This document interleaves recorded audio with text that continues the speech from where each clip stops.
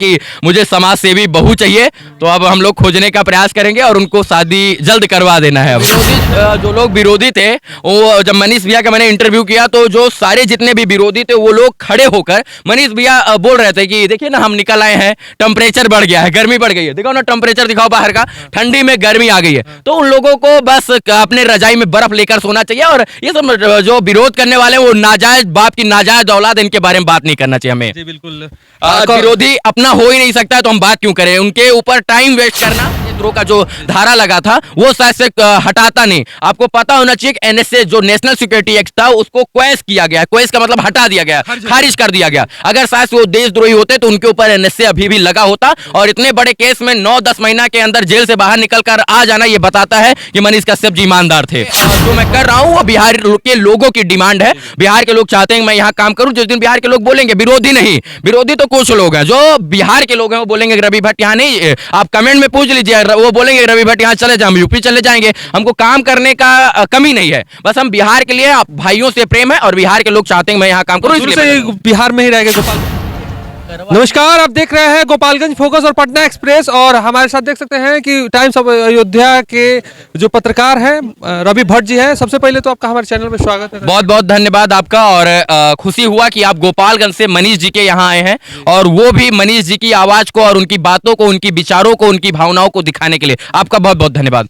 रवि जी, इतना दिनों से आप पत्रकारिता कर रहे हैं, बिहार का जो स्थिति है काफी, मतलब जो कल कारखाने हैं बंद पड़े, और जो बंद पड़े उनका जैसे कि जो भी उनका लोहा है बेचा जा रहा है। देखिए, बिहार के अंदर 9 बंद पड़ी चीनी मिलों को प्राइवेट सेक्टर के हाथों बेच दिया गया है। गोपालगंज की अगर हम बात करें तो मीरगंज, हथुआ, तमाम चीनी मिलों को बेच दिया गया है, और इसी की लड़ाई लड़ते लड़ते, मजदूरों की बात करते करते मनीष जी जेल चले गए।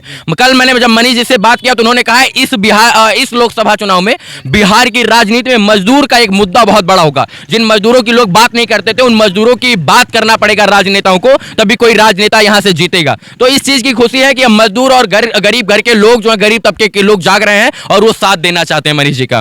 मनीष कश्यप को जो नहीं कहना चाहिए वो कहा गया, देशद्रोही तक घोषित किया गया। उस देशद्रोही के लिए तमाम संख्या में, हजारों संख्या, ये पत्रकारिता के लिए गर्व की बात है कि हजारों संख्या में लोग जेल के गेट पे पहुंचे हुए थे मिलने के लिए। अगर वो देशद्रोही होते तो ये मजमा, ये हुजूम, ये लाखों लोगों का जनसैलाब शायद से नहीं उमड़ा होता, और देश के ट्विटर पर ये जो है नहीं ट्रेंड किया होता। अगर शायद से वो देशद्रोही होती तो माननीय न्यायालय जो उनके ऊपर एनएसए देशद्रोह का जो धारा लगा था वो शायद से हटाता नहीं। आपको पता होना चाहिए कि एनएसए जो नेशनल सिक्योरिटी एक्ट था उसको क्वेश किया गया, क्वेश का मतलब हटा दिया गया, खारिज कर दिया गया। अगर शायद वो देशद्रोही होते तो उनके ऊपर एनएसए अभी भी लगा होता, और इतने बड़े केस में 9-10 महीना के अंदर जेल से बाहर निकल कर आ जाना, ये बताता है कि मनीष कश्यप जी ईमानदार थे।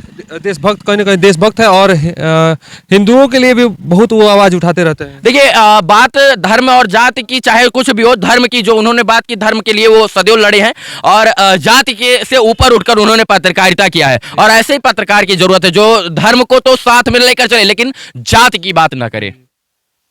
उन विरोधियों को क्या मैसेज दीजिएगा जो विरोधी, मनीष भैया चले गए थे तो मेढक की तरह टर्टर कर रहे थे? देखिए, विरोधी जो लोग विरोधी थे, वो जब मनीष भैया का मैंने इंटरव्यू किया तो जो सारे जितने भी विरोधी थे वो लोग खड़े होकर मनीष भैया बोल रहे थे कि देखिए ना, हम निकल आए हैं, टेम्परेचर बढ़ गया है, गर्मी बढ़ गई है, देखो ना टेम्परेचर दिखाओ बाहर का, ठंडी में गर्मी आ गई है। तो उन लोगों को बस अपने रजाई में बर्फ लेकर सोना चाहिए, और ये सब जो विरोध करने वाले वो नाजायज बाप की नाजायज औलाद, इनके बारे में बात नहीं करना चाहिए हमें। जी बिल्कुल।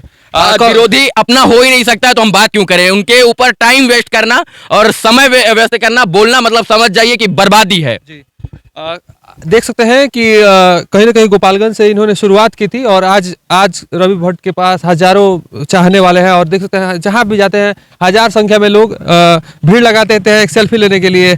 और ये प्यार है, सेल्फी नहीं है, लोगों का प्यार है, वो अपने भाई से मिलना चाहते हैं। मैं इसे कहूंगा कि ये बिहार के लोगों का प्यार, और बिहार में ही इतना प्यार मिल सकता है और कहीं नहीं। जाते जाते जो बिहार के दर्शक हैं काफी आपको प्यार से बात देते हैं, बिहार के दर्शकों को क्या मैसेज दीजिएगा? बस यही कि अच्छे लोगों का समर्थन करें, चाहे मैं हूं या आप हो, और अगर मैं जीवन में गलत करूं तो मुझे विरोध करने से पहले मुझे उंगली पकड़कर चलना सिखाएं। बाकी अच्छे लोगों का समर्थन होना चाहिए, और बिहार में एक नए युग की शुरुआत हुई है, नई किरण की शुरुआत हुई है, और जो है जेल में तो भगवान श्री कृष्ण भी रहे हैं, लेकिन ये नए युग की शुरुआत है और इसको कोई मेट नहीं पाएगा। बिहार की ये जीत का सबसे बड़ा एक मैसेज है।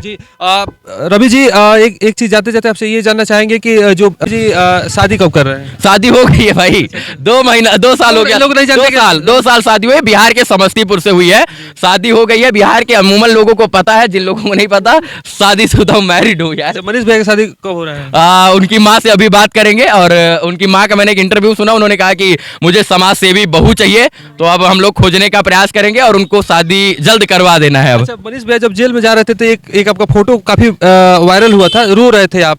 देखिए, भावुकता के क्षण थे, जिसके साथ आप समय व्यतीत करते हैं और जिसके साथ आप रहते हैं वो आपके बीच में ना रहे और उसको गलत धाराओं में फंसा दिया जाए, उससे भावुकता थी। मैं जब उस दिन मिला तब भी मैं रो रहा था, मैं तमिलनाडु गया तब भी मेरी आंखों में भावुकता थी, और जब मैं कल गाड़ी में था तब भी मैं भावुक था। वो क्षण थे खुशी के, और खुशी के आंसू थे। तो एक भाई के लिए जो है आंसू निकल गए थे। वो थोड़ा दुख था कि गलत साजिशों के वो शिकार हो गए हैं। लोगों को लगता है कि रवि भट्ट और मनीष कश्यप टूट गए अब। टूटे नहीं है, जुड़े हैं, और हम नहीं टूटे हैं। पूरा बिहार जो है वो जुड़ा है। ये आंसू जो निकले थे वो आंसू सबको बांधने का काम किए थे। पूरे बिहार के भ्रष्टाचारी टूटे हैं और पूरे बिहार के ईमानदार लोग जुड़े हैं। जी, आप कुछ विरोधी लोग हैं जो कि आप उत्तर प्रदेश से आते हैं, तो ये कहते नजर आते हैं कि उत्तर प्रदेश के होके बिहार का आप खबर चलाते हैं। देखिए, बिहार मेरी कर्म भूमि है, उत्तर प्रदेश मेरी जन्मभूमि है, और अगर उत्तर प्रदेश मेरी जान है तो बिहार मेरी शान है। और मैं बिहार के लिए जो मैं कर रहा हूँ वो बिहार के लोगों की डिमांड है। बिहार के लोग चाहते हैं कि मैं यहाँ काम करूं। जिस दिन बिहार के लोग बोलेंगे, विरोधी नहीं, विरोधी तो कुछ लोग हैं, जो बिहार के लोग हैं वो बोलेंगे रवि भट्ट यहाँ नहीं, आप कमेंट में पूछ लीजिए, वो बोलेंगे रवि भट्ट यहाँ चले जाए, हम यूपी चले जाएंगे। हमको काम करने का कमी नहीं है, बस हम बिहार के लिए भाइयों से प्रेम है और बिहार के लोग चाहते हैं मैं यहाँ काम करूं, इसलिए बिहार में ही रह गए, गोपालगंज में ही रह गए, बिहार में ही रह गए पूरे। देखिए, मैं बिहार का बोलने में गर्व महसूस करता हूं। इन राजनेताओं ने राज करने के लिए उत्तर प्रदेश और बिहार, झारखंड, उत्तर प्रदेश अन्य राज्यों में बांट दिया, बाकी देश हमारा एक है। अगर हम ये बात पूछे कि जो है ये कौन से चंपारण के पत्रकार रवीश कुमार, ये दिल्ली क्यों चले गए, बिहार क्यों नहीं आते, तो ये सवाल जायज है क्या? गलत है ना? मैं पूछूं कि जो है अजीत अंजुम, पुण्य प्रसून वाजपेयी अलग अलग राज्यों से अलग अलग राज्यों में जाकर पत्रकारिता क्यों करते हैं, तो ये गलत है ना? बिहार नहीं, पूरा देश हमारा है और हम कहीं भी जा सकते हैं, हमें भारत के संविधान ने आजादी दी है। बिल्कुल बिल्कुल। तो आप देख सकते हैं कि हमारे साथ रवि भट्ट जी थे, और जो कि एक भाई है और हमेशा लोगों को दिल में बसा के रखते हैं। और बाकी आप इनके बारे में क्या सोचते हैं, अपनी राय कमेंट बॉक्स में जरूर दीजिएगा, और वीडियो को अंत तक देखने के आपको दिल से धन्यवाद।